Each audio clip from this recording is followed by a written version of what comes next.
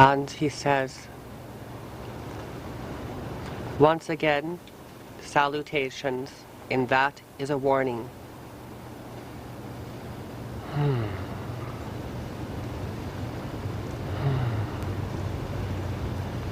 We are deepening our psychic's brainwave pattern, and give us a moment for the title.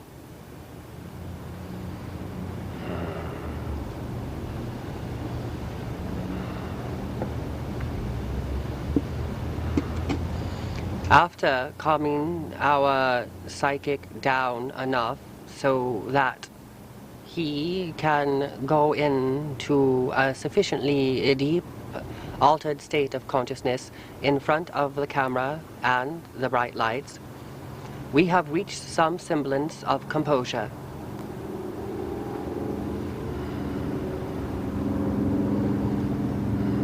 Our gratitudes for the kind assistance of those lending their support and energy today.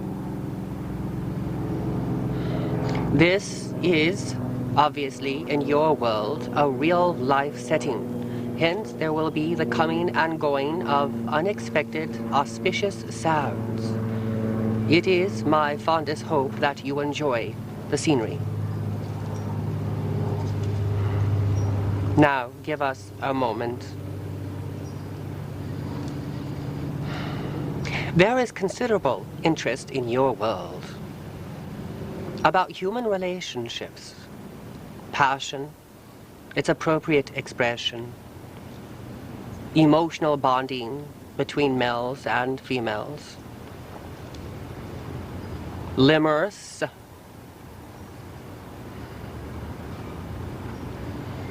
and in general, how to achieve a general condition of happiness, well-being, some measure of self-fulfillment, and pleasure. How to coalesce these qualities within the healthy confine and peripheries of personal relationships.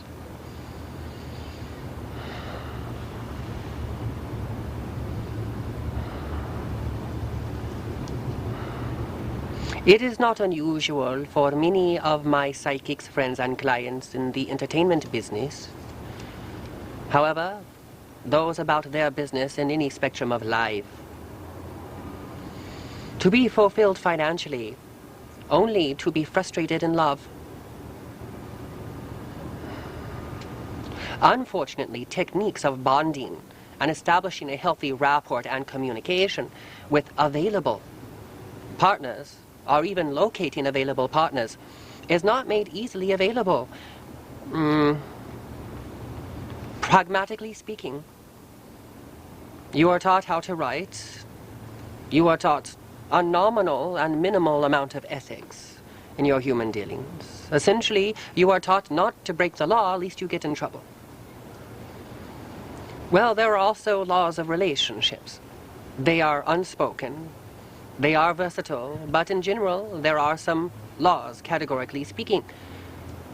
Of course, the first law is do unto others as you would have them do unto you.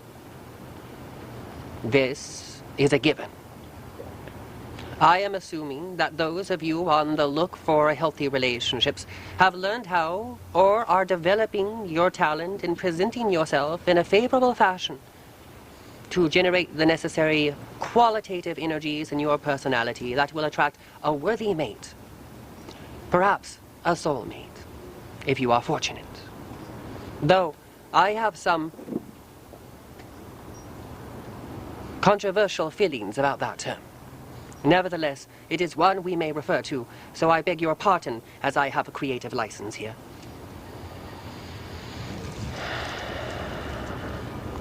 Having watched generation upon generation of just about every kind of a human mortal in the flesh,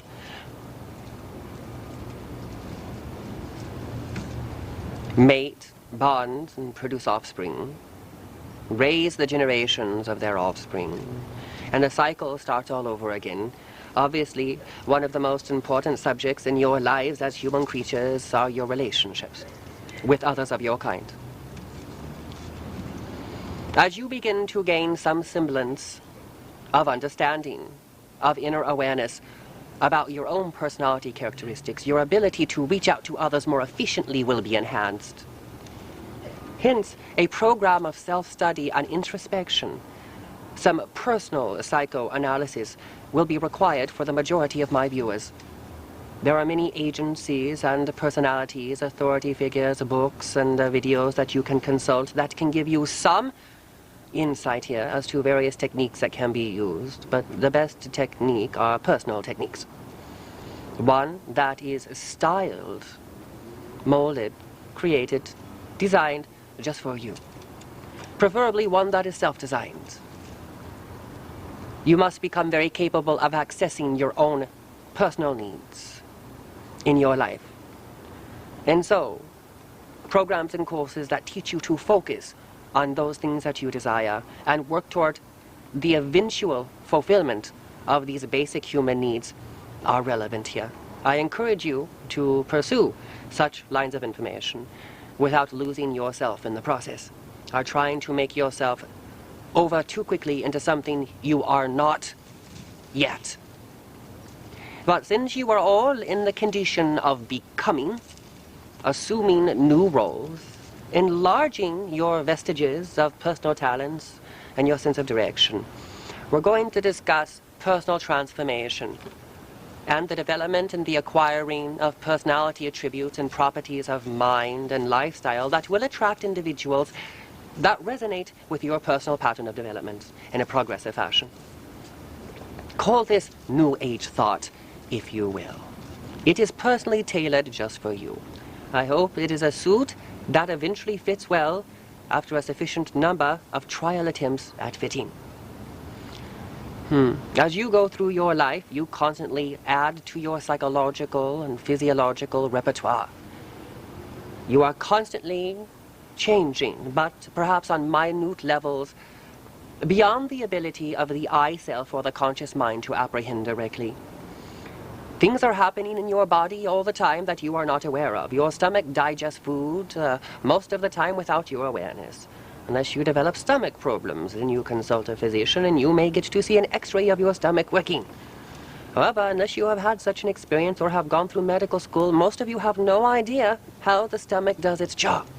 But when you have a more thorough understanding of a biological function of a specific organ system in the physical body, then it becomes second nature to do what is necessary to assist that organ in doing its job. Well, in a fashion, I am on a human mission to give some descriptive diagrams and examples, schematics have you, on a verbal level and in a sign language level. For those of you that are oriented toward those types of communications, call it a spontaneous poetic sign language, however, having no diction as you understand it, but a creative one, a creative act and expression of will.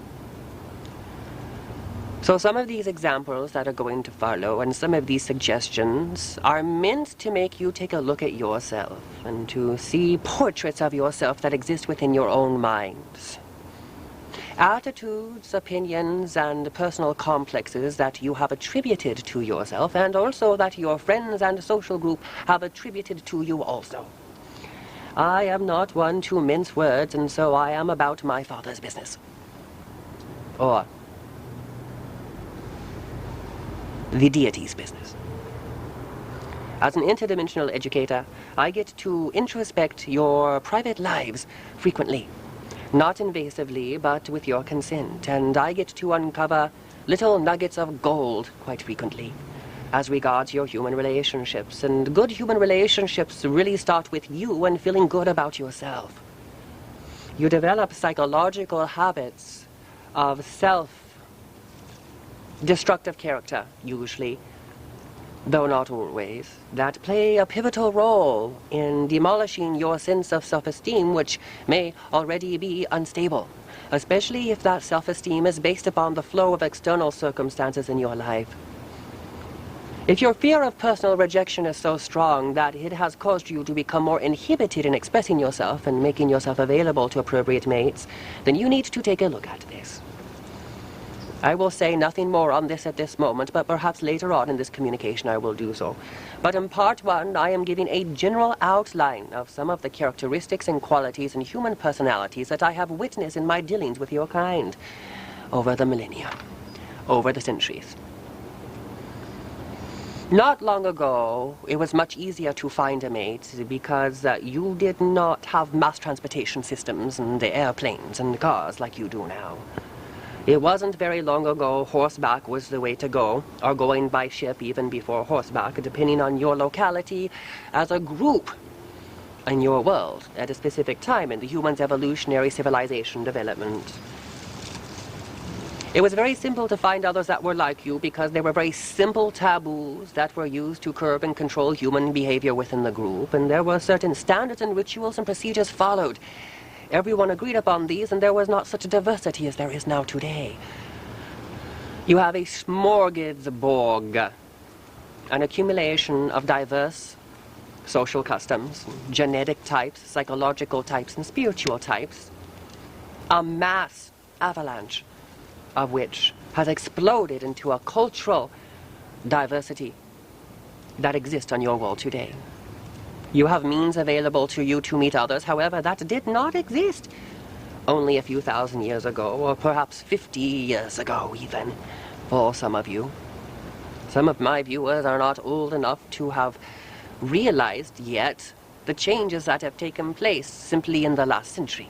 The year today in your world being late, nearly the end of 1993. And to some of you this has meaning. To a being like me, however, it is a small meaning. But it is important in terms of your society's histological development and the development and the ramification of social customs that permitted people to meet each other at one time. But now it's much more complicated, given the social explosion that has taken place. You have seen the developments that your country, we are speaking of the Americas now, have gone through in the 1920s and flowering civilization, taking place during the time of a Great Depression. You have seen the explosion of conformity that took place in the 50s, but toward the end of the 50s became a great personal revolution that affected all participants of the peoples of the younger generation born at that time. Then in the 70s you have what you call the I, me movement. And the 80s was a further extension of this, though slightly modified. The yuppie movement is a popular term used to denote the convergence of characteristics that cover the masses in a certain stage of evolution at that time. The young, so to speak. In your youths, you search for your identity and to test the walls, the barriers, the rules and the regulations that have been erected by your parents and society to discover what will be your value system. Some of you do this rambunctiously, and some of you charmingly, but you all do this to some extent. Mentioning some of these variables has set to erect a rather non-physical framework for this discussion. You live in a culture and a society of social values, of customs that are frequently mistaken for the ultimate in reality. You have been accused of being materialists in general, and this is a term that does apply to some extent because you associate your physical survival with materialism, with the possession of property, clothes, wealth, goods, a nice car to drive. Your self-esteem has become wrapped up into the social values in which you live in your modern Western civilizations. Your Western civilizations are not the only civilizations that I deal with in my teaching. I have a global and multi-global purpose, and I am a multi-global educator in more than one world of actuality. So existing in this social climate that you exist within, there are certain standards that exist. If you are a teenager going to school, if you are a young male, you may want to wear your hair a certain way to show that you identify with a particular section of a social group. You may consider yourself a headbanger. You may like a rock and roll and MTV. You may watch Entertainment Tonight.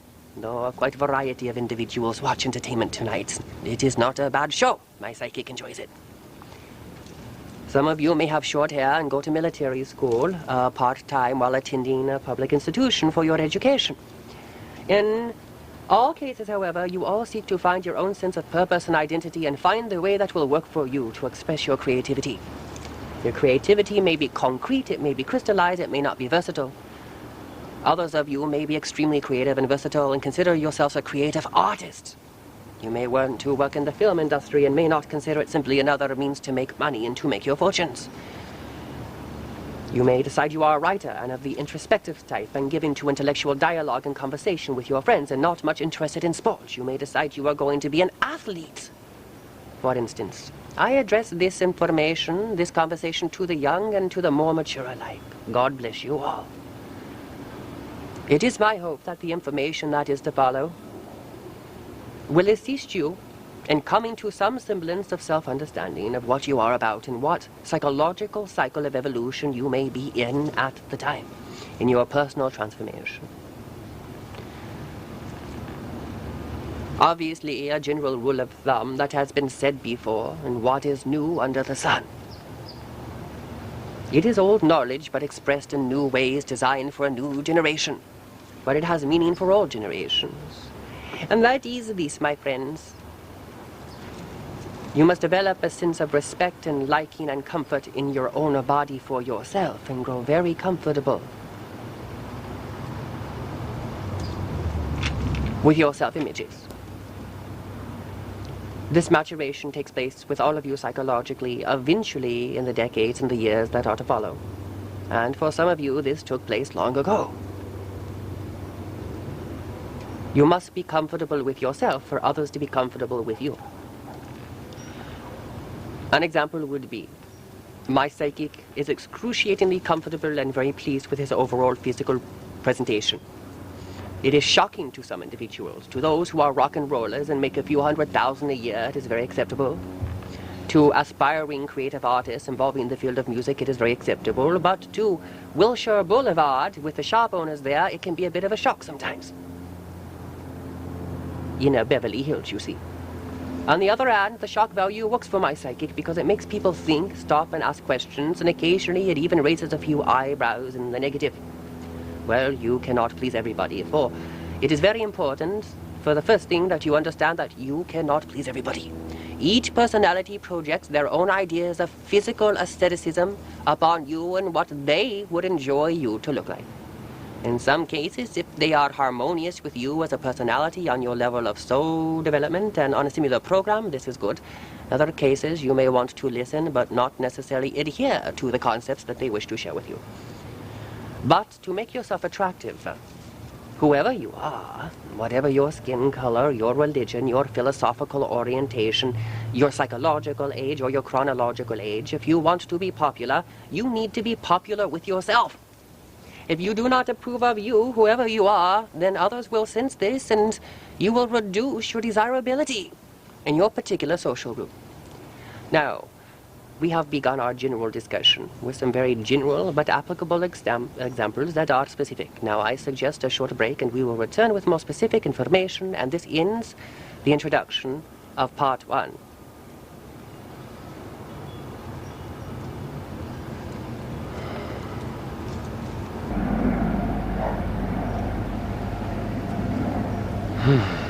Kai is ready.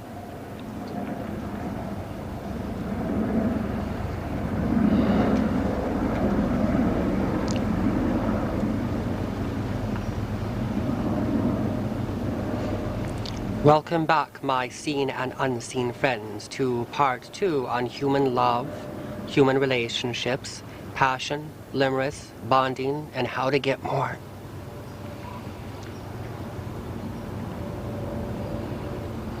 Some of the suggestions that I will make will be very practical. Others will be more of the metaphysical variety. Those of you that are of inquiring minds and want to know will find these additional tidbits of information both fascinating, challenging, and worth inspecting. And give us a moment.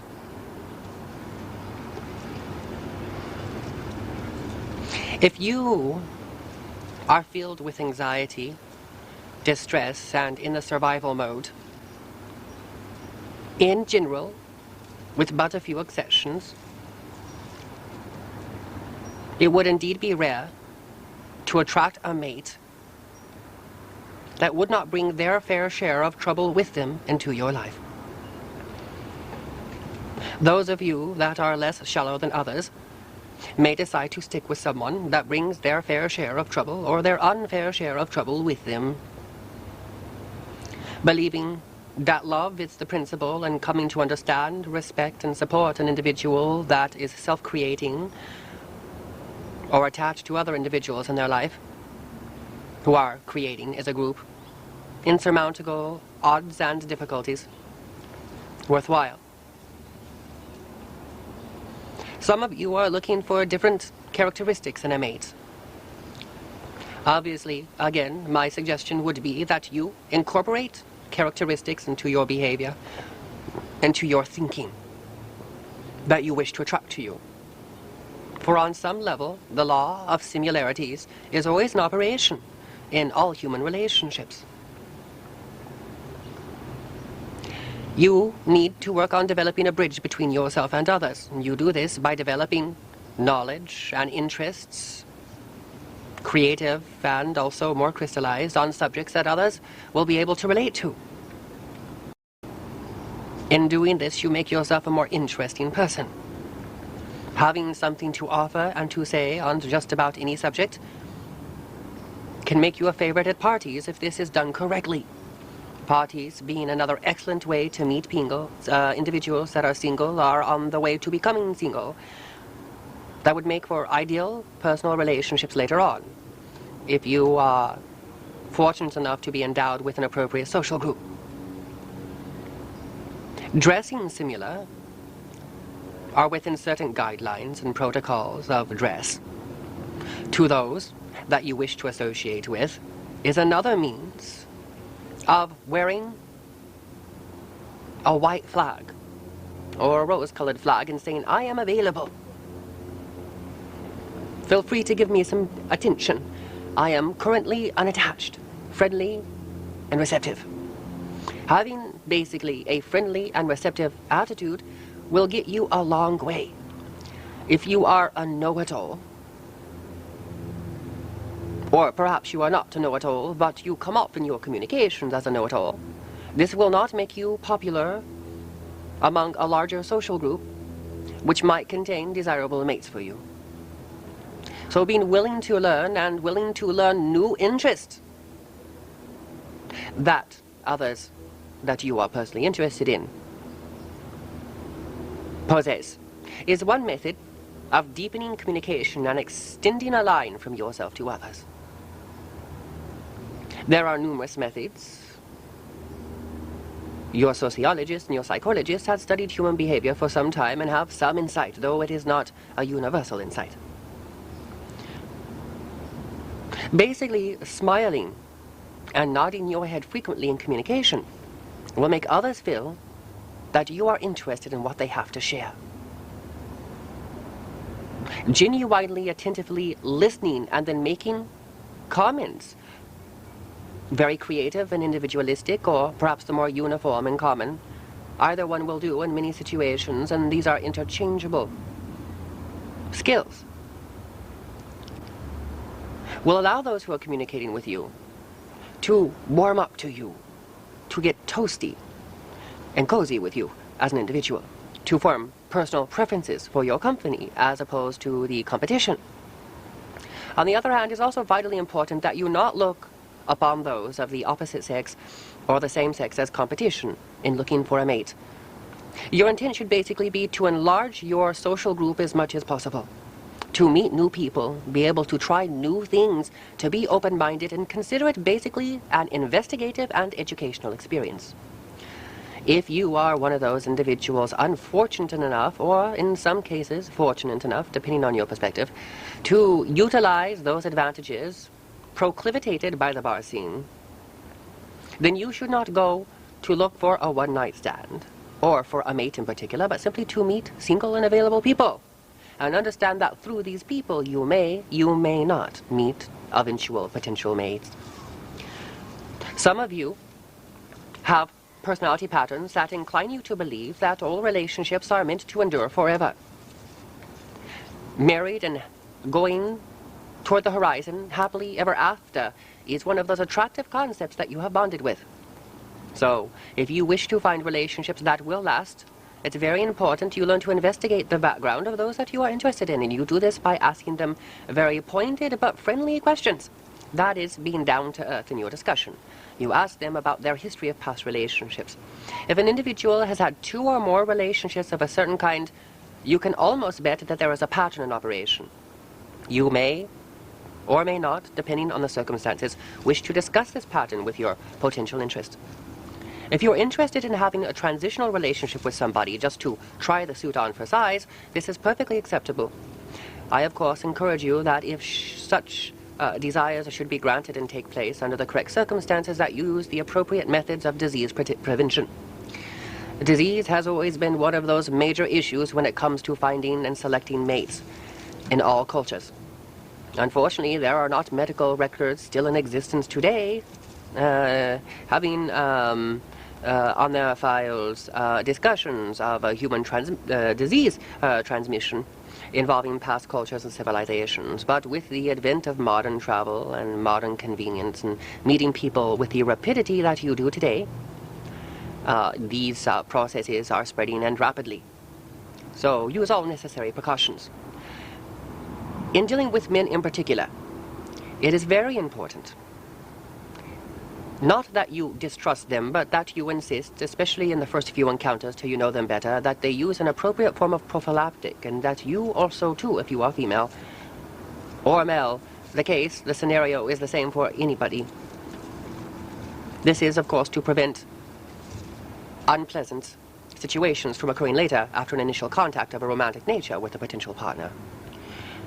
It's also very important that you begin to realize that you not utilize sex as a means of getting close to people.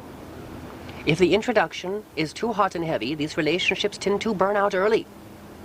After the romantic web has broken and the illusion has been dispelled, one or the other partners will grow disinterested and seek new stimulating territory. I do believe that love therapy can be a very healing discipline when practiced on a personal and interpersonal and social level. On the other hand, romance in the form of sexual self-expression inches its way easily and readily into other categories. While fulfilling a basic human drive and urge, the true motivation is the establishment of a link of intimacy and the potentials for this becoming a deeper emotional relationship. Even for human males, the drive is for emotional fulfillment. For many, this includes the sexual aspect. My suggestion to you, to all viewers in general, whether you are single or married, hitched or not, is that your motivation be to establish emotional connections. Your motivation is to establish emotional connections with those that you would become interested in first and get to know the person first, and not be in such a quick hurry to jump into bed. Sexuality is clean, pure, natural, and a lovely experience when it is used in a spiritual context. Some individuals have biological, psychological, and spiritual typologies that allow them to indulge in sexual encounters and not become emotionally wrapped up with the other partner. In general, this is more common among the masculine male of your species, with the social conditioning being as heavy as it is. On the other hand, human females of the typical and average variety, also exposed to social conditioning, will feel a sense of emptiness indulging in a romantic interlude that is of short term and duration, that involves only the expression of lust and the fulfillment of baser human needs. It is human beings that have relegated romance to a baser level of existence, as it frequently exists today with your nightclubs and things of this nature. Romance should be one of those beautiful experiences in your life that leave you stronger than before, not weaker and indulging in self-sabotage patterns designed to induce additional emotional conflict in your life and affairs. You will find, as you become a more emotionally enriched and spiritually able personality, your neediness on a love level will continue to decrease. The more efficient you become at fulfilling your emotional needs, the less needy you will become. The more mature you become in fulfilling your own need gratifications, the more desirable mates you will begin to attract. I wish to alert you to be careful to taking in every stray dog. This goes for males and females watching this video that needs your help. Offer a kind thought, a kind word, and some measure of support. Some of you make a regular habit of picking up stray dogs. That is, individuals that are unhitched or unattached and do not have adequately developed social skills. You hope, on a sublimated level of awareness, to help this person gain a sufficient inner strength to make it in the world. Perhaps you are survived about their survival. Perhaps you find that their personal afflictions and these personalities makes them less threatening to you. And so you feel very open in advancing and initiating sexual encounters with them. Such things are not to be taken lightly for various reasons. Your society has sufficient number of taboos to make this a highly complex subject, and we will not get into all the possible ramifications. Your common sense, your personal experience, and the assistance of a competent therapist may serve you here. On the other hand, all individuals that come into your life and your personal experience are meant to teach you something about yourself, about the way you are put together, the way that you make sense and cognize your personal relationship issues.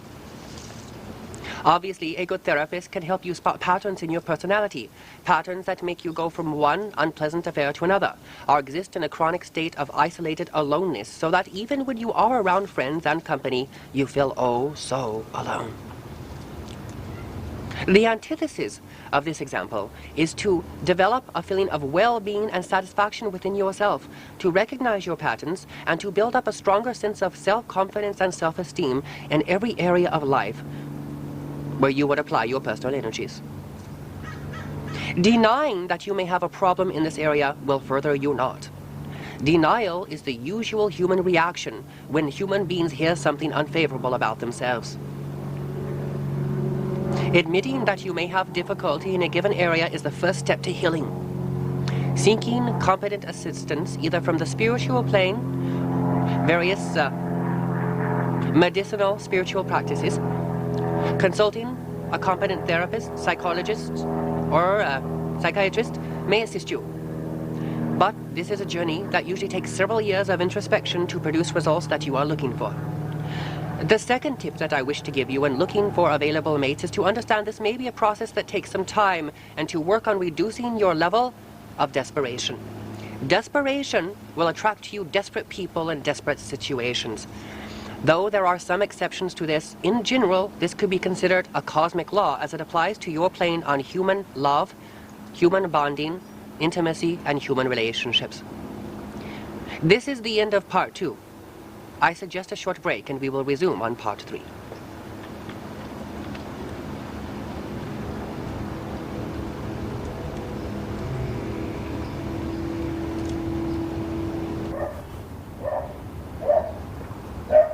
Again, I wish to thank all of those donating their invaluable energy and psychic resources to this transcommunication and dialogue. Salutations. Whenever possible, internal emotional conflict is intended to be cleared from the system. In many ways, it is not at all uncommon for human beings to perpetuate their own suffering. I will say again, and I have said it many times before, and undoubtedly I will say it many times again. Repetition serves to drive the point in discussion. Suffering is a useful learning tool, but it is not intended to endure throughout one's physical existence. Suffering can exist on all levels of human existence. This is intimately true in the life experiences of all of those on some level who have consulted me through my psychic medium Shimoke.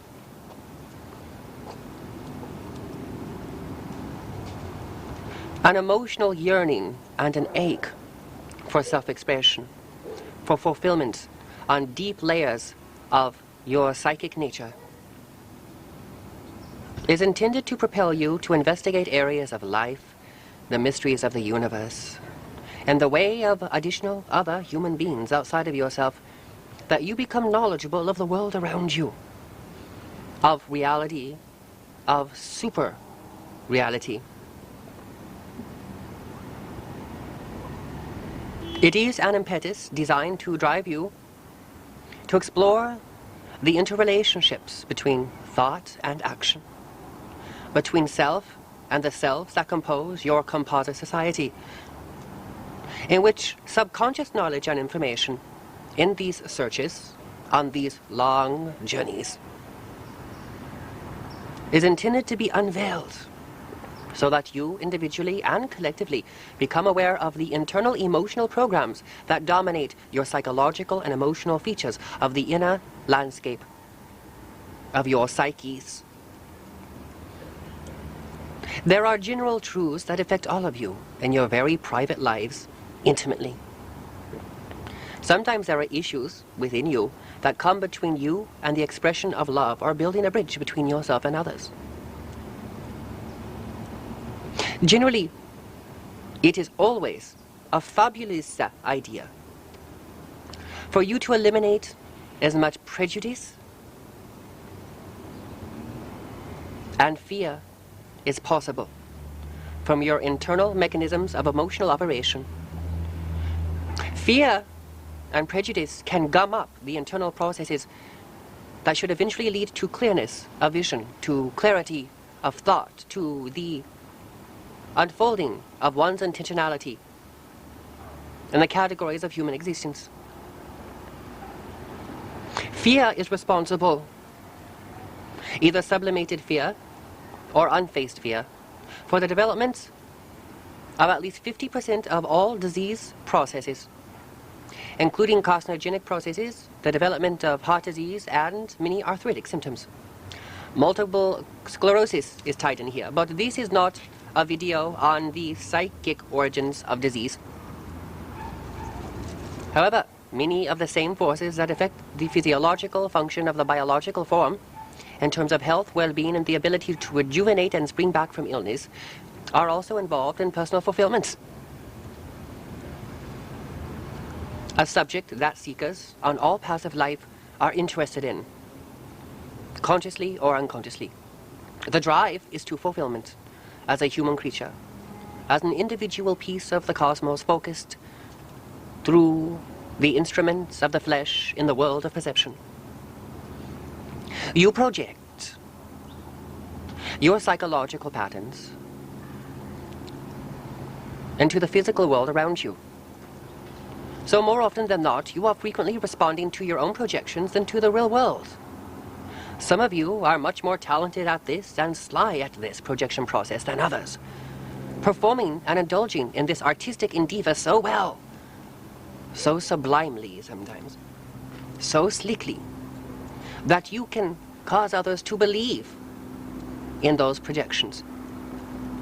A type of personal and group hypnosis is in operation here.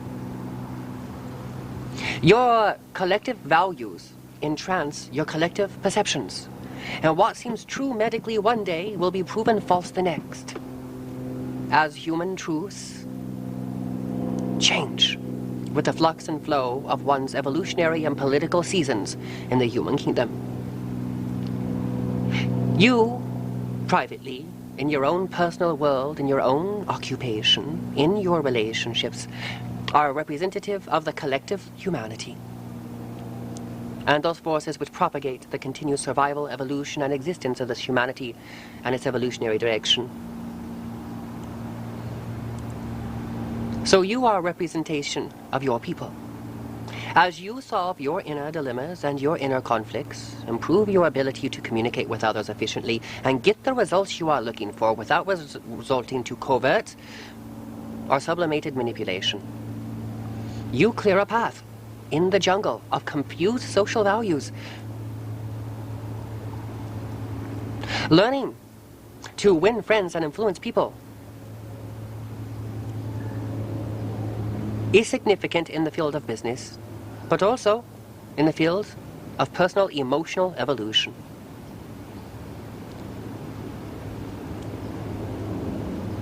Learning across the board to communicate more effectively your desires is one means of getting them met. You are halfway there when you learn to communicate what your needs are. Not feeling bashful, ashamed, or shy about it is another development that is intrinsically useful in this endeavor.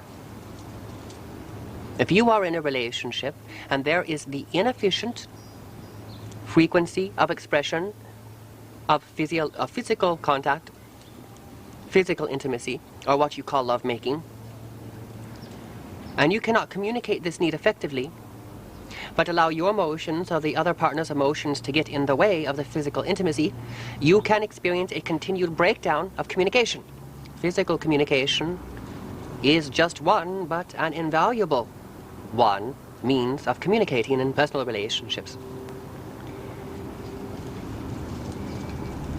Sometimes you will find it immensely useful in winning your lovers over also as friends, husbands, wives, lovers.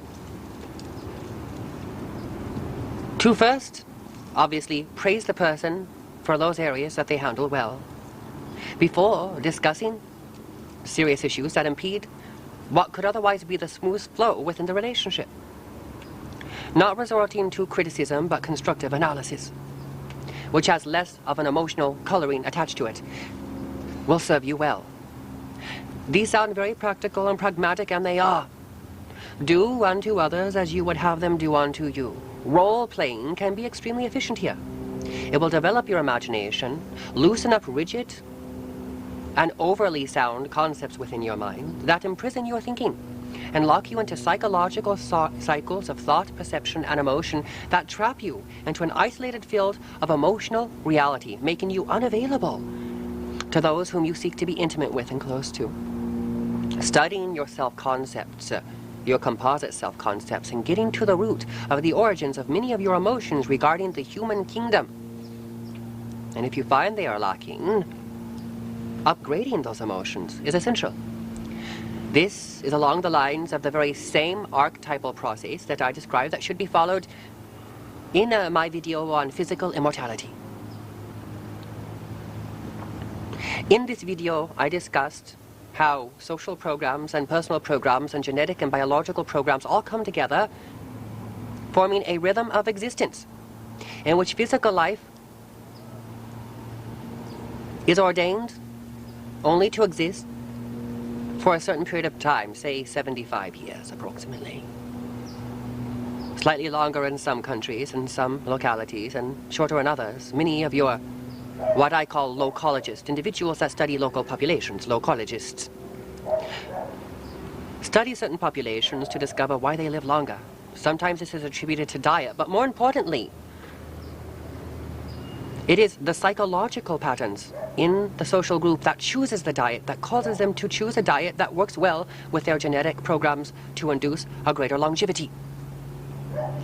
In this particular video,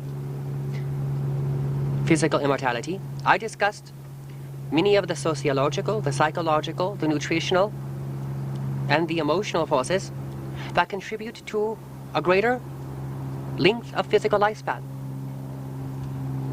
That if certain internal inhibitions and programs are overcome through using certain techniques that were suggested, lifespan could be increased from 150 to possibly 300 years, and in some cases, dramatically longer. Some of the same principles apply in developing intimacy in your lives. Learning to acknowledge your blind spots, to find out how you contribute to creating faults in others around you, making them undesirable. Being truthfully interested in discovering your perceptual weaknesses is vital and important here. Your resistance to love. Some of you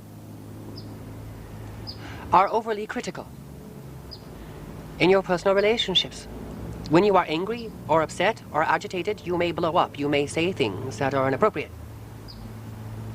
If the bonds of love are strong enough and deep enough in the relationship, then the relationship will survive such transitional and shallow calamities. On the other hand, if the relationship is structured according to shallow social patterns of expectation, then the relationship may not endure. Love means that you are capable of overlooking the faults of those around you, or at least putting them into a rational, holistic, workable, and sane perspective. Spiritual development is learning to deal with the real world. Incorporated into the real world are all of your personal visions of what the world ought to be, should have been, and also is not. The purpose of my communications with the human kingdom is to assist in my own unique fashion those individuals who are willing to reach out to experience a grander sense of personal and collective realization of their deeper potentials, and to nurture these potentials into maturing so that they can be experienced in the external world, the paternal world and the maternal world. As above, so below is a very old statement that has been used for eons by certain of those of metaphysical orientation and philosophical perspective. It is a statement that stands on its own. If all is right within you, then those things that are not right without you will pass through your life and leave you standing in the quietness of the truth of the enduring moment. If your minds are busy with a lot of background noise, frustrated emotional energy, if you are overburdened with too much concern, it is very difficult indeed to tap into deeper truths. The base patterns, not the baser patterns, but the primary patterns within your personality that seek to instinctively motivate you to attain certain relationship conditions and states, transitional and fixed, with other humans in your world of like kind, are meant to ensure that you indulge in a certain specific amount of personal fulfillment. But frequently you have developed emotional patterns that come between you and that fulfillment. These patterns are usually filtered through blind spots in your very real personalities. These patterns are not theological, theosophical constructs. They are real. One may have to use theological or psychological terminology to describe them, but they are larger patterns that embrace the smaller patterns, and all of these large and small patterns compose and occasionally, if imbalanced, compromise the flow of the free movement, thrust, motivation, and maturation of the spirit in the flesh. The flesh is not inferior to the spirit. It is simply another vehicle for the spirit. The flesh is the spirit materialized, with physical atom and molecule. The history of your species is written within the genetic code, and within this history are genetic programs. Latent mental, emotional, and physical abilities can be contacted and brought to maturation to improve your life now, today, in the real world, not in some occult or metaphysical fantasy, but through the correct use of your imagination employed with certain psychological techniques and meditative endeavors. These well springs of knowledge and information can be employed to eradicate personal difficulties, to enlighten you as to your path, and enliven your progressive movement toward personal fulfillment. Patterns and abreactions within your psychological makeup can be spotted and corrected. The original path of energy that directs you in your development can be uncovered. This is not a specific sense of direction, but a general sense of overall orientation, infiltered and imbued with smaller patterns within its construction. This all-embracive pattern that composes your personality is manifold, that is, many-layered. Therefore, I seek in my communications to uncover many of the conscious and unconscious fields of data and information that exist within each of those aspirants that seek higher knowledge as a personal way of life. This is not a religious practice per se, though it can have revelational potential in terms of personal religious experiences that put you in contact with deeper convictions common to all of the species of man and all living forms on your planet, the desire to transcend lack and limitation. In fulfillment in your personal relationships, you will find that the way that you personally handle the stresses in your life will feed in to the flow and expression of intimacy in those relationships. And hence, the deliberate introspection of those habits that create the stresses in your life are essential. We are more concerned with the origins of these habits than the habits themselves in certain sections of this discussion. In part 3, I simply wish to bring to your attention that these patterns exist, that they are real. They are not hypothetical examples, they are real.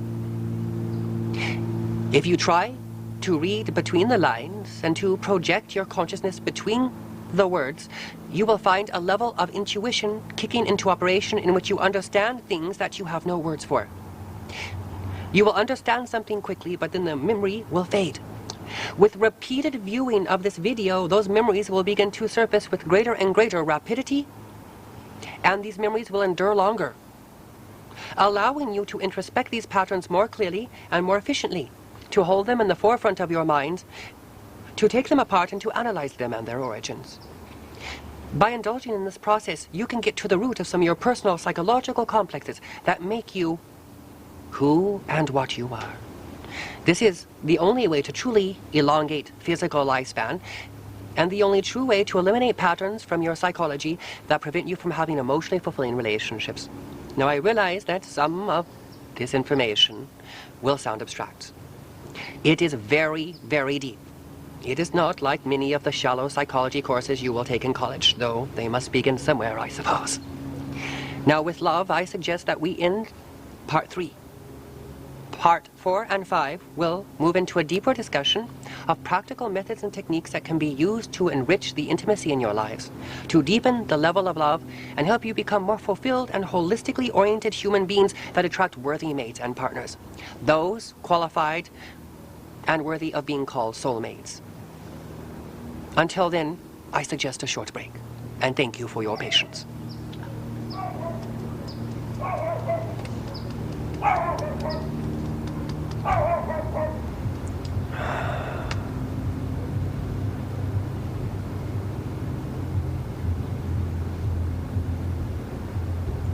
I wish to thank you all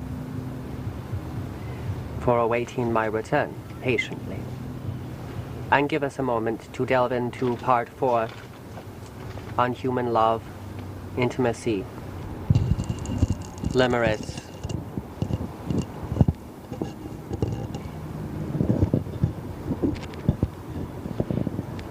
love in your personal relationships has everything to do with your self-concept, the way that you intimately feel about yourself.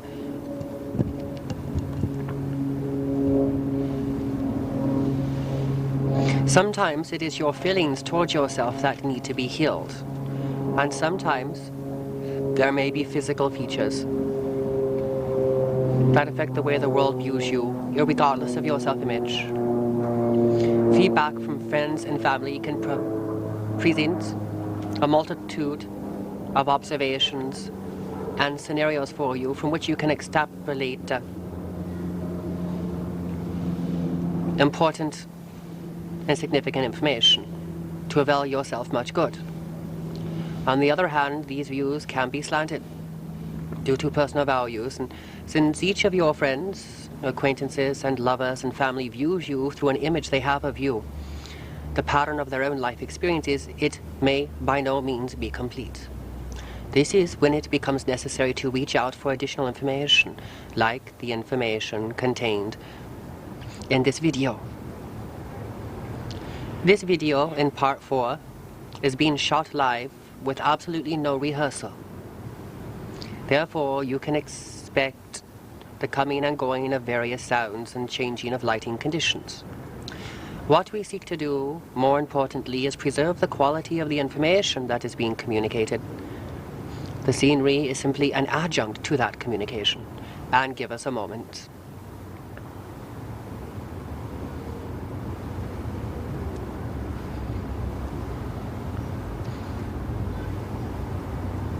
I want each of my viewers, I am aware of you, all of you, those who will be viewing this video in the future. I seek to respond and use key phrases and statements that will act as stimuluses in your own minds and personalities to assist you in overcoming self-imposed limitation and a belief in lack. You may indeed believe, your senses may present evidence to you of those ideas, that there just is not a good high-quality men or women out there in the world, ready, willing, waiting, and receptive to your advances. Though this may appear to be as truth, it is an illusion, a seeming truth, or at best, a transitional truth. That is a truth that is only true for a certain period of time.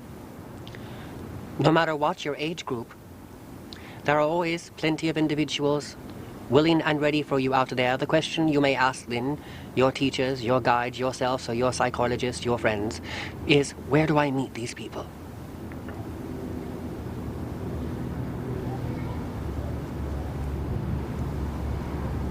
You may say to yourself or out loud, to friends,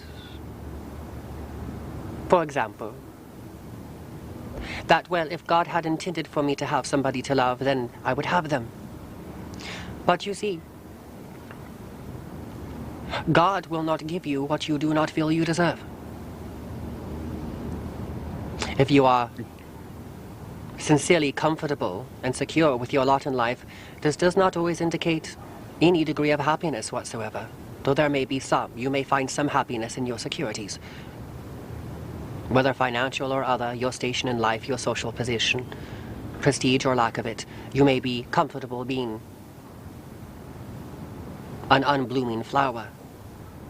Eventually, however, those of you on the spiritual path, or whatever you call your path, for they are all one path, all of one essential purpose, and that is self-fulfillment, and transition from one level of fulfillment to another. Always, these challenges will beseech you in your very intimate private life and affairs, challenges toward growth and maturation, toward fulfillment. Any blocks in these fulfillments can bring forth frustration, and so it is essential to locate those psychological patterns within your personality that give birth to frustration. Learning to react to things not out of frustration or coming from a state of need and lack, but a state of fullness, readiness and receptivity, of glad anticipation. Ultimately, your personality patterns have everything, yes, everything to do with the level of happiness in your personal life and affairs. Comfort zones frequently keep you locked away from intimate, romantic contact from those that you would desire. Perhaps it is not worth the while to put your best foot forward in terms of hygiene, personal appearance, and clothing. There are many other such examples that could be called into expression at this time. I choose to let your imagination do some work, as it was intended to do in this communication.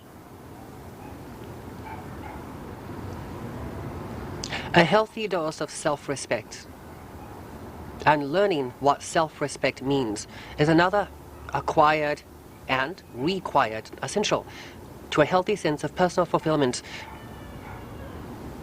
of fulfilling your value as a human being, of experience the level, type, and nature of love that you need at any given point in your personal evolution as your life moves around you decade by decade.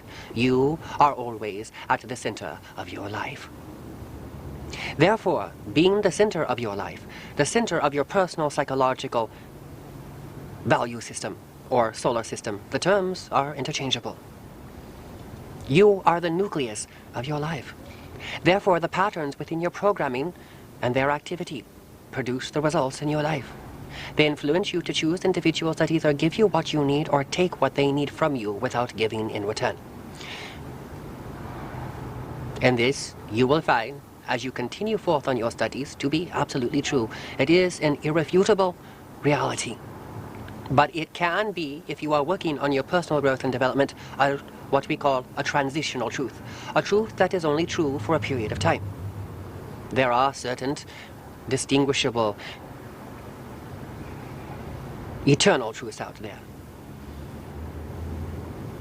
I will not take it for granted that you are aware of these, however, in any particularly clear detail. Now, give us a moment. The wording and the phrases and the speed that they are delivered is intended to produce a change in your perceptions. I deliberately malign your use of vocabulary at times, sometimes very creatively, for indeed I do possess creative license, to cause you to have to use cognitive capacities that are usually latent. Your minds prepackage the world for you according to your true ideas that you have about yourself and the world. Well, if you do not like the world that you are experiencing now or at any time, then you must look at the ideas you are dwelling on and feeding with your own emotional energy. This is true with chronic, acute, or life-threatening illness, as it is with chronic, acute, and a life-threatening lack of love in your life. They arise from the same use and misuse of energy, from the same type of denial and over-focus in particular areas of your life and affairs. You must strive to become a being of love. That means you work to increase the vibrational frequency of your emotional conditions. You do not brood and dwell on emotions that produce a sense of foreboding, a feeling of impending danger and doom, fear that the worst will happen. You dwell, not instead, but at least equally so, on emotions that are meant to counterbalance an obsessive preoccupation with some of your baser qualities.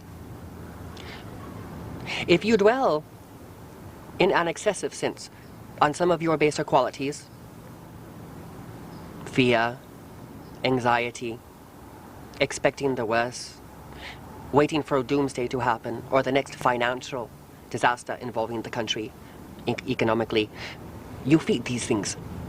You generate energies that then travel forth from the individual self that you are, in effect, what I must loosely and sometimes vagrantly call the group collective mind.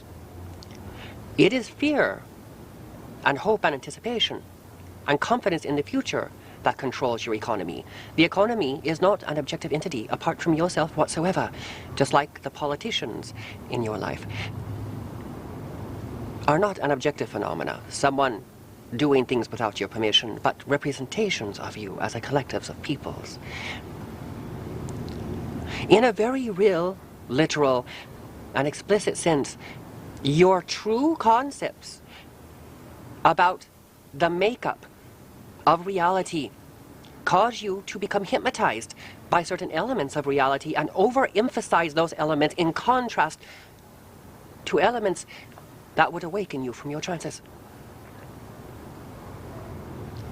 If you must be alone for a period of time in your life, say your husband or your wife has become deceased, or you never married, or those that you love are passing on or going their separate ways, rather than reacting with terror and the fear of being alone, confront that fear and do your best to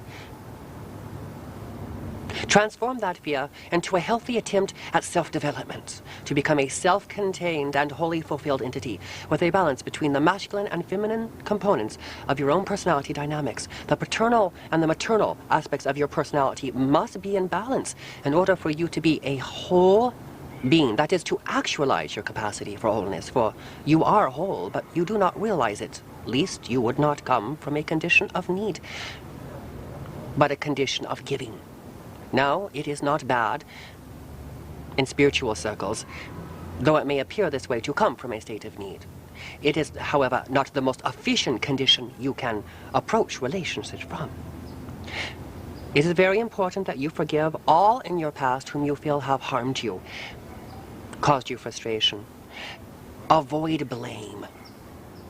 If you must blame, then blame yourself. But this is still the same process in operation. Rather than attribute responsibility on others for your happiness. You must absorb the energies in your life and affairs through self-realizations, searching and aspiring for composite truths that are true for all, that are more stable than your usual convictions, and not so heavily emotionally colored and charged. You must seek a better way of relating to yourself. For as you relate to yourself, so you relate to your friends. Be good to yourself and you will be good to others is a literal truth. Learning to distinguish when you are being good to yourself is a task at times. Some of you feel that being narcissistic is a great sin. Concentrating on your needs to the exclusion of fulfilling other people's needs has become a way of life. You become charming personalities that always say and do the right things. You remember everyone's anniversary and birthday, and you send them the most beautifully colored cards to let them know you were thinking of them, and in this way you fulfill your relationship obligations, hoping that they will return the favor. You believe that by acknowledging others you will be acknowledged, and there is some literal truth in this. On the other hand, there are also equally direct routes to personal fulfillment that embrace this but are not limited to this behavior. Listen to the vocabulary being employed. Listen to the definitions offered. Close your eyes for a moment and just hear the flow of words. Being overly analytical or overly critical or defensive can cloud your perceptions. Learning to put your perceptions in perspective is a creative challenge, but a challenge well worth accomplishing. It will free you from certain habits and cyclic patterns of psychological and emotive behavior that create the results in your personal life and affairs. At first, when you hear this information, because it is structured according to unfamiliar syntax patterns in sentence structure, it will be difficult for you to assimilate, but that is the value of the information. These videos are designed to help unprogram hypnotic methods of perceiving and dealing with yourself and reality that produce unwanted effects. The purpose of all of my videos is to assist you individually and thus collectively through self-improvement to realizing your goals and aspirations, to deciding whether your goals and aspirations are worth your while, or whether you are indeed hypnotized into wanting things that you unconsciously place beyond your reach.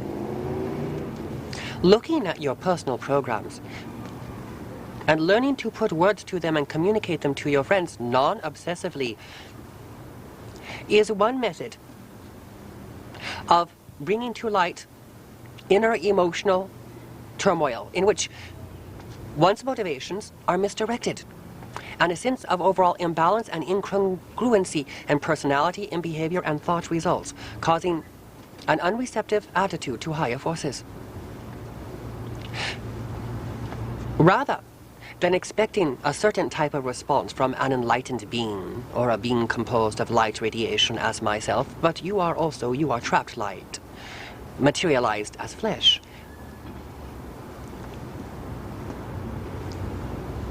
You discern the quality of a being by the quality and level of information delivered by that being, rather than by the qualifications that they give you.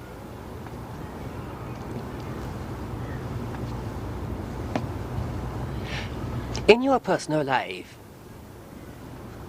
it is vitally important you admit your need for love and acceptance, but not be ruled by this need. For to be overly identified with these needs and categories in your life leads to neurotic patterns of self-preoccupation, where your unfulfilled needs regarding love become blown out of proportion, and thus begin to attract more and more of your emotional energies into the whirlpool of colliding emotions that can generate frustration and emotional distress, valuable energy that could be used in more productive ways. All of you, all human beings to some extent, have some neurosis. As you become, however, more and more spiritually healthy through practicing certain techniques that are being communicated through this video, you will find that your level and the intensity of the neurosis, and in some cases outright psychosis and delusion, begin to dissipate. Life becomes easier and freezier in the flow. You find it becomes less effortful to accomplish your daily tasks. Your time sense becomes clear. Your emotions attain a holistic balance to them, in which the unpleasant elements of your life become much more balanced by calming attitudes and a wisdom that you did not possess before. There is nothing in the universe that is beyond your grasp. But you must identify the patterns that cause a separation between you and the greater reality from which you come. I am not asking you in particular to buy into any particular philosophy, or to buy a method of thinking that a video being like myself is trying to sell you, but to truly learn to listen to the programs that compose the motivations of your own psychic self. The psychic self is the portion of you that includes the mind, the emotions, and the body, and the distribution of drives that give you motivation in all of your affairs. There are psychological streams involved here, and imprinting. The mating behavior, the mating drive, and the mating urge predominate in early life but drop away later. Many individuals find a sense of peace when they no longer require romantic companionship and limerence in their life and affairs. They instead change over from searching for mates to searching for ways of expressing themselves and develop their artistic side.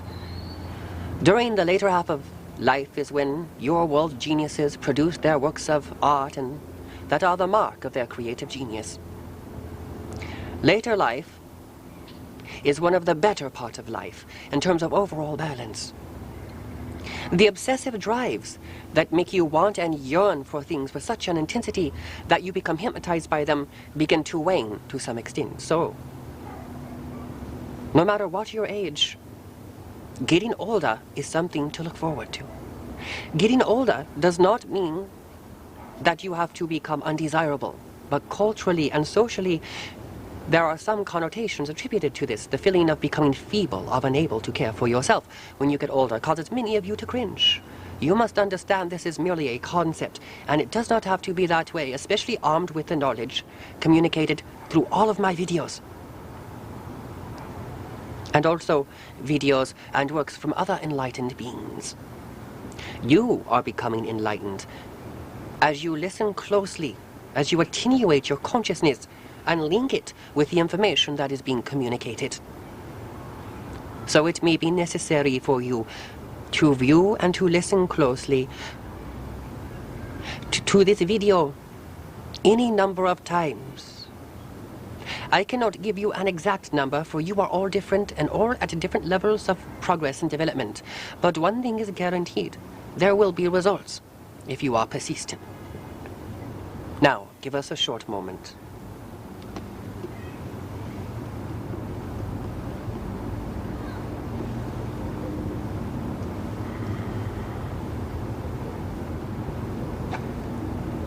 Being thoughtful of the other people in your life in a balanced fashion is the secret to receiving the adulation and the constructive favoritism that you desire. Being a favorite of others does not mean they are putting you above others. It does not necessarily contain a negative wrapped up within it, in this definition. It means you are enjoyable to be around, but you also enlighten people by your conversation and your words of wisdom. You help them see things in a perspective that discharges emotional tension. In this way, you become a healer of those around you, as well as a healer of yourself. Your motivation must be to find truths that all can identify with without losing your essential truths in the process. For there are personal truths, social truths, and then universal truths, and they must all exist and be realized in the correct to cause the correct alignment of beingness to flow with the universal ebb. Meditating on beauty, on kind thoughts,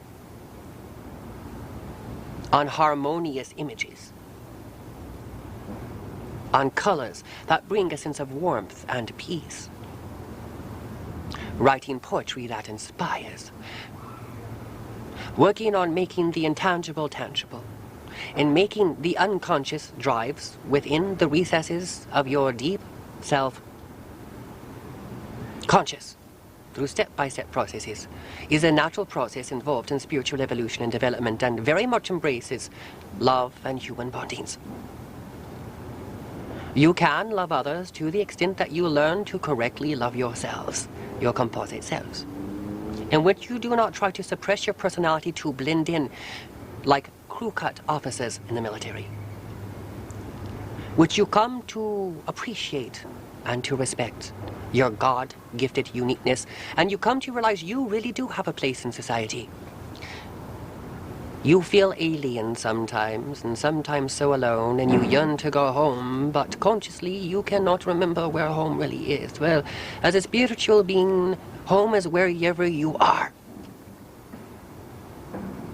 Devote your energies to make the lot in life that you have the best that it can be for you, and constantly work to upgrade your standards. And you will find you become attractive and at one with the life that you live, and do not have emotional abreactions to it and seek to escape it. This may mean for some of you slowing down a bit. As you fill yourself with lighter and lighter frequency emotions, your energy field will begin to change, and the hormones that you flow off into the aura will begin to attract a different type of friendship clientele. People that will be willing to buy into your potentials instead of your defects as a person. More and more support will become available as an enthusiasm begins to develop. You become fulfilled by accomplishing little things that then coalesce into bigger things. At this time, a new emotional perspective will begin to well up within your life and affairs in unseen ways, but you will sense and you will feel it. A new sense of solitude and of graciousness will begin to permeate your life and your affairs. But you must acknowledge that you have blind spots. There are things you are unwilling to see, and there are gifts of gold and worth your weight in gold if you are willing to penetrate psychologically your psychological structure by confronting your blind spots. Ignoring the ugly things in life will not make them go away, but understanding them will put them in perspective and bring its own measure of wisdom with it. Pointing out others' faults to enrich and to hide and disguise your own sense of insecurity is a self-sabotage method that is very popular among the human masses. Seeking to devalue others should be a behavior that is gradually eliminated and absorbed into the self through self-understanding. Understanding there is unlimited wealth and unlimited love in the universe, when you can truly come to resonate with this reality, will manifest in your life.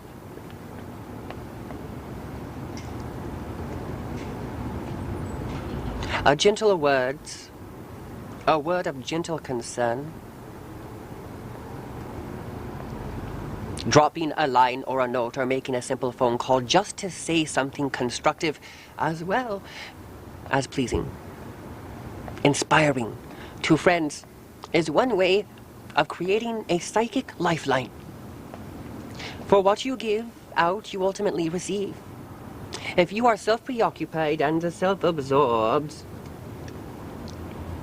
so that you are not really hearing what others are telling you and communicating to you, you will find that the measure and the level, the quality of friendship in your life begins to erode.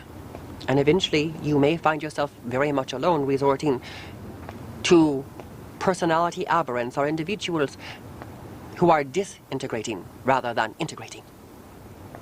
You want to ask yourself this very important question: am I disintegrating as a person, or am I becoming more refined, sophisticated, and integrated, more truthful? and more loving. Truth and love are synonymous. They are one. For when you come from truth, you do not over-anticipate or under-anticipate, over-evaluate or under-evaluate. And there is a large margin here in one's evaluation of life, in the meaning of life. Love is meaning, significance, and value, balanced in a harmonious, sometimes symmetrical, sometimes artistically asymmetrical fashion. Your life may need to go through an imbalanced period in order to reach a state of balance. Now, I suggest a short break, and we will return with part 5 and some more specific methods on meeting individuals on your wavelength. But I must remind you, you must work on yourself. Not only on your self-presentation, but get in touch with your real motivations and learn to stop empowering negative attitudes that seek to devalue others if you wish to be the person that you indeed were intended to be. I now call for that break.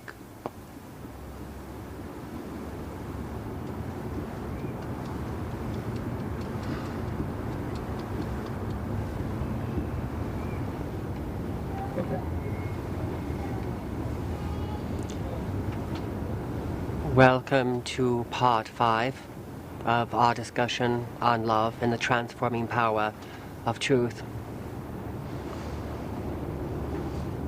Love is as many different things to as many different types and species of beings as there are in all of the cumulative universes. Within you, there is a point of contact with love, a love that takes you beyond yourself and your preoccupations and concerns into a larger arena of glistening possibilities. The love of the manifesting, of the as of yet non-manifest, is prevalent among those upon a predominantly more spiritual path. But spirituality is not a path unto itself, but embraces all paths.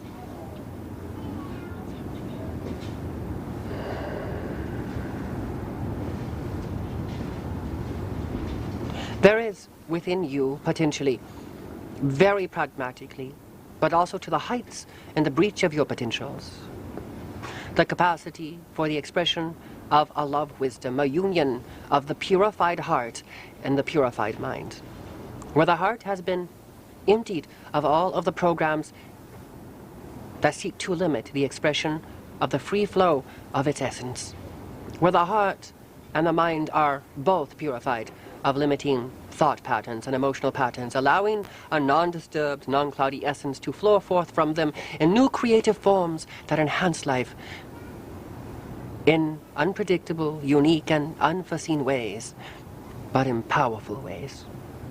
Love is responsible for allowing one species to mutate over time into another species. And this has happened countless times. Yes, there are those of you, my human friends, who have been other species. Love is the propelling force that causes the wheels of the evolution to continue on its ceaseless path of development. There is naught but love. And every creative act, every inseparable act of unity,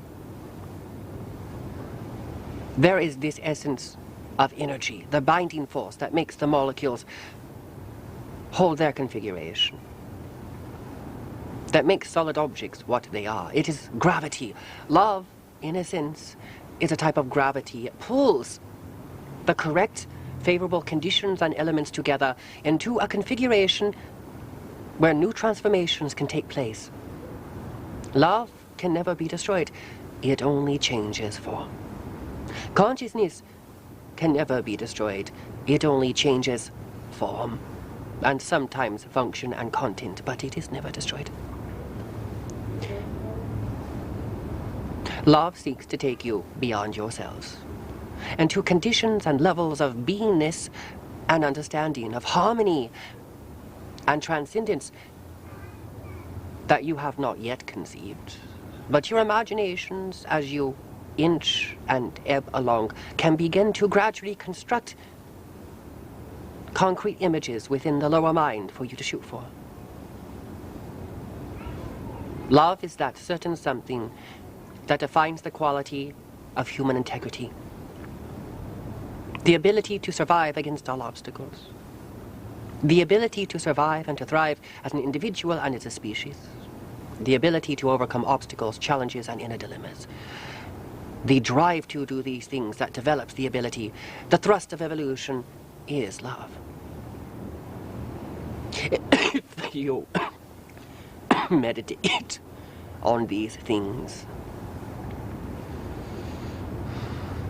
you will come to levels and dimension of realization that take you beyond the limited concepts of your programming within the mind and heart. Rather than meditating on the Armageddon that is prophesied is coming by many religious groups, or on the negatives in politics or medicine, then balance those observations with realizations of the forces of unity which underlie all manifestation, the harmony within the cosmos, and the creation that is born of destruction. Again, love, like energy, can only be transformed, and all that exists is love. It is called 1,000 different names and millions of different languages. The language of love has common roots, and the need to express man's solidarity, but also man's union with the creative forces of evolution and dimensions of the universe that brought the races and the individuals that compose those races into actuality. There are here in my dimension the full unblemished history of the coming and going of civilizations, the coming to your planet to create life from those who were more sophisticated than yourselves. But you yourself are offspring. Your genetic material is a mutation, to some extent, and from originating from these beings, playing with the life forms on your planet, creating a new life habitat for life that originated from elsewhere in other galaxies, in fact, in other dimensions. Someday it will be possible for you to just drift away from your body and go on with your life as if there was never an ending to it at the time of death. Some of you will choose to indulge in evolutions where humankind never grows old and deal with the financial and political consequences of this change also.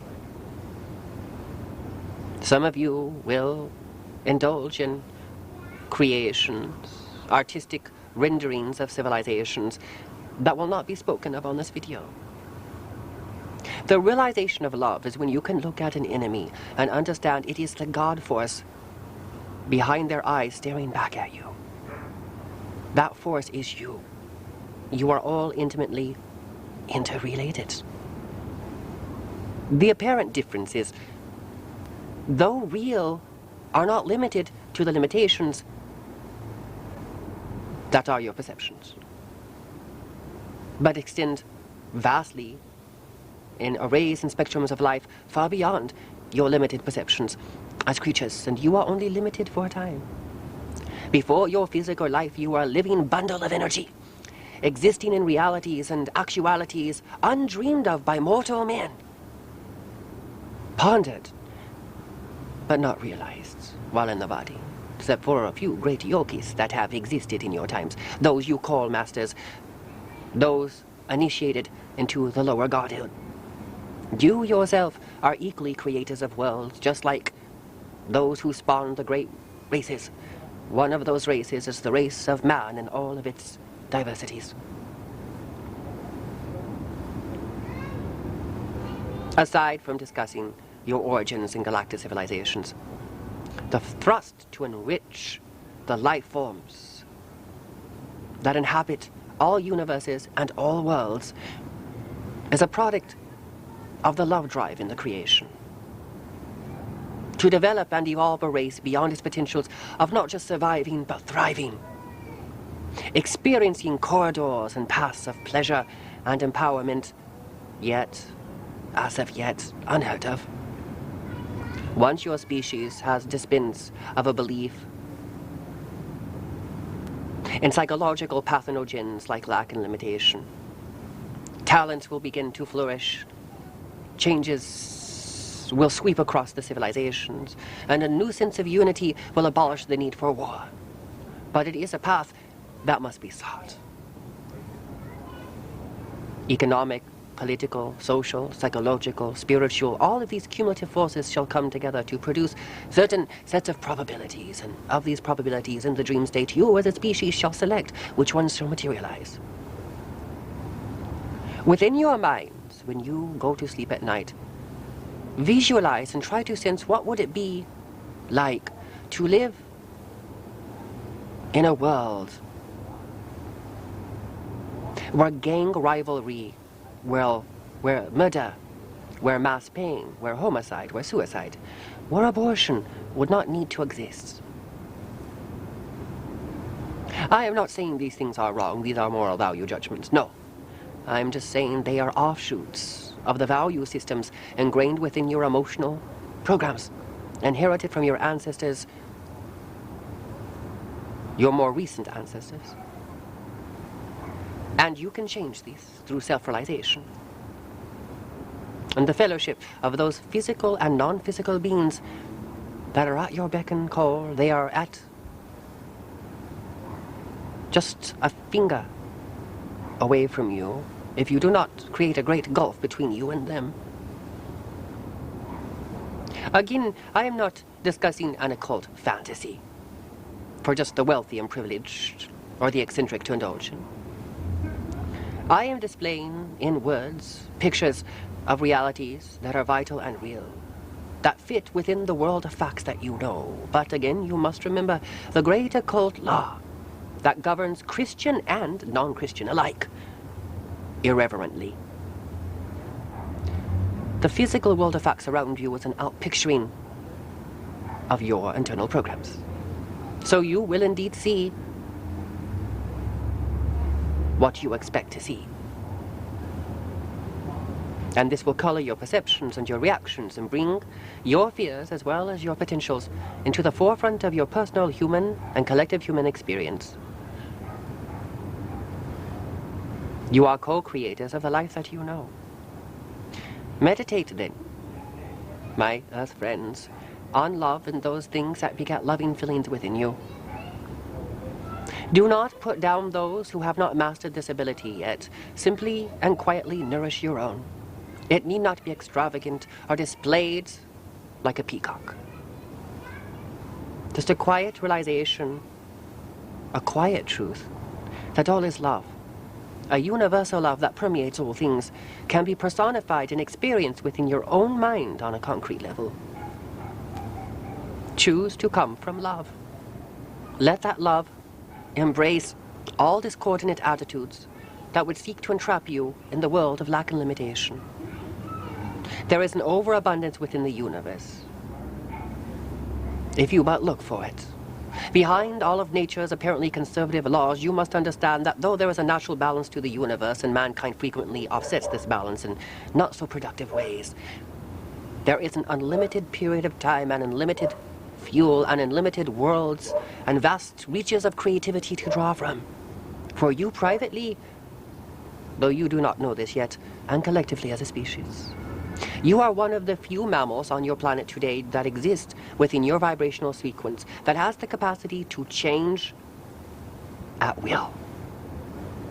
With determination, fortitude, and persistence, you can bring to light and into a glittering living reality those characteristics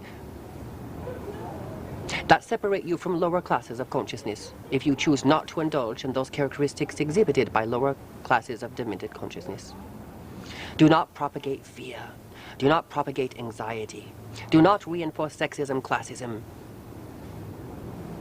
I'm not saying that you should have a delusional relationship with reality, but in fact a clearing of mind where all delusion is removed, and what you will see beyond the apparent hatred, beyond the apparent revenge, beyond the apparent evil, social and political and financials of the world, there is a common cause, and the cause is love.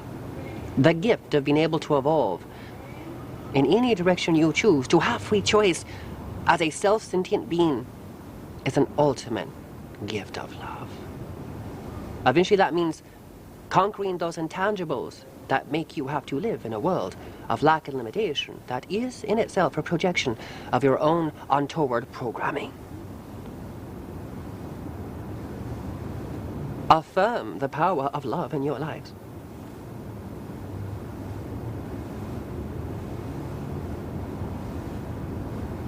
Affirm the power of harmony and unity in all things. Do not degrade yourself or put yourself down, for to do so is to degrade God, the Most Holy. For you are God in the flesh. The only Savior for you is the inner Christ. With this power you are transformed from the debased human condition, from the Dark Ages, into the integrated condition of God realization in your private affairs. I do not mean to sound metaphoric, feeding your mind with metaphysical aphrodisiacs, but this is a literal truth. Your control, your attunement with greater realities within you will give you the gifts of spirit that are only spoken of in the ancient proverbs that only a few have possessed. As the great ones always say, what I have done, you can do also. It is a literal truth. But do not take it too literally yet until you reach the next stage of evolution for you. A sense of natural timing is involved here, where you must dispense of lower personality patterns and characteristics that seek to separate you from all of the living creation. There is a natural hierarchy involved in the inner and outer planes of reality. As you come to assimilate a personal understanding of what this means to you, this is the bridge between you and the greater infinite from which you swell and come as an individual molecule in cosmic consciousness within the human evolution. You are bigger than life. Do not pay any attention to those that would say you cannot do this. Approach life from a sense of perspective and a clear knowingness of the love behind all manifestation. And when hard times come your way, learn to recognize those patterns that you and your fellows indulge in to bring them about. For in this way you collectively create the world that you know. With creative abilities you have not conceived but call into use instinctually, under the dictates and in alignment with your value systems as a race of conscious and self-sentient beings. Love is larger than you are, and love embraces you, and love carries you through life, through good times and through hard times, through birth and through death. From love you came, and from love you will return. Love is bigger than any definition that any culture or any individual mind can give to it. It is indeed the integrative force of the universe. It is the force that gives meaning to life and to death. Coming from love, be thoughtful of your sisterin and brethren, whatever their sexual, political, or spiritual orientation, whatever their skin color. It is you that could have easily chosen their evolution, and you who easily could be in their shoes. Before ye judge, walk a lifetime in their shoes. Acknowledge the internal God within all molecules of matter and antimatter that compose the physical and non-physical universe. All of this is personified in each being that is born, liveth, walketh, reproduceth, and dieth on your plane. Love takes you beyond yourselves as you meditate on it. And the harmony and grace beneath all things, even circumstances you cannot understand, the death of a loved one, the loss of money, valuables, prestige, and property, of fame, a fortune. These are all gifts of latent understanding waiting to reawaken the creative urge within you. How you decide to use your personal abilities will decide the measure of rewards that you will grant yourself. For there are is an internal pattern of understanding written upon the human heart. And you are bigger than life, for you create life. Male and female donate the genes necessary for spirits to enter into your world and complete their evolution, then to die and to be born again, to further the evolution as a whole. You can escape from the bonds, however, of karma, if you wish to, through introspection, by abolishing all abreactions within your personal psychological makeup. As you benefit the world, yourself, through self-introspection, you benefit your world. You make a difference, and you need every little difference you can make given the massive negative programming, the enslavement produced by the ideas that rule the masses today, the same type of ideas that created the Hitlerian experience. And the massacre of millions of people have been repeated time and time again, millennia after millennia. It is nothing new. You must begin to get at the root of the psychological drives within you that would make you need to hurt or harm a brethren, or to hurt or harm yourself. Rather than hurting and harming, encourage and let them change in the light and wish them well, wish them on their way. Wish your competitor well and success, and understand there is unlimited love in the universe. Come from this. There is no competition. Literally, there is no competition. Not even among species, nor the races of man. But your belief in this causes you to act in ways to bring about your own hypnotic obsessions. In a private sense, kind, loving thoughts, considerate, compassionate words, and focuses on truths that are not just pretty words and pretty preachings designed to sell books or videos, but truths that are integrative, that allow you to see the beauty even in the tormented faces of mankind. These truths are the eternal truths that allow you to touch the face of God. You do not need to be in an airplane to do this. You do it every day when you look in the mirror. A loving kiss to the face or lips of a friend.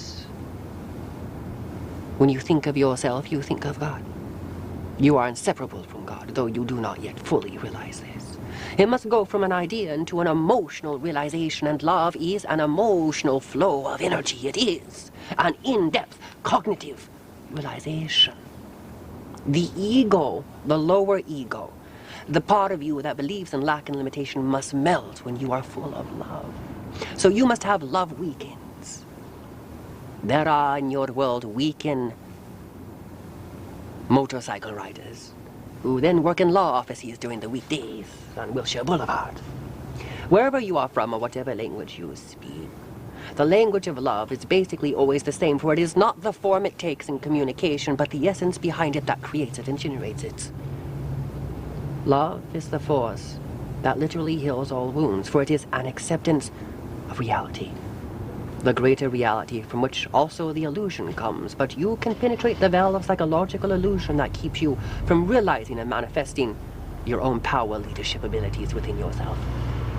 Call forth into action the higher capacities of your mind, spirit, and soul through a union of love within you. You are never alone, and you are never forsaken, and you are never unheard. You are never unacknowledged. You are never unforgiven. You are forgiven as you forgive yourself and others, and rid your mind of impurities that cause you to harshly judge and value, weight others in strictly a negative light. Work on straightening out your emotional patterns and your expectations. Do not judge harshly. By the same token, do not self-aggrandize. Do not put higher spiritual abilities above you and out of your reach either, but seek sanity in a world of sometimes confusing facts, figures, revelations. You, on some level, must become a psychic rebel and seek only to believe and invest your psychic energies into manifesting truth in your own personal, private way, but in a way that exists in adjacent to and supports the greater evolution. No matter who you are, whether homophobic or homosexual, married, single, elderly, or a greenhorn in this reality, you are needed. The universe would never be the same without you, this one nor any other. You contribute by contributing to your development, by appreciating who and what you are, by loving yourself and respecting your individuality. You are a shining light unto the darkness of the world. This concludes part 5 of the communication on love, bonding, human relationships, personal fulfillment, and things of this nature. Volume 2 will be coming forth in a short period of time, though not during this sitting. I bid you all more than you feel you rightfully deserve, for you are the measure of the rewards that will come your way. To receive, you must give. With that, my friends, I bid you a most loving and enriched existence.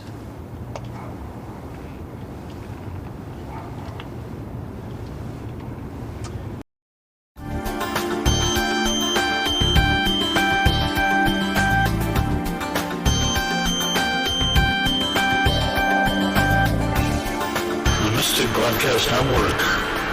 Tune in to the Mystic Broadcast of oneness emanating from every point in the universe.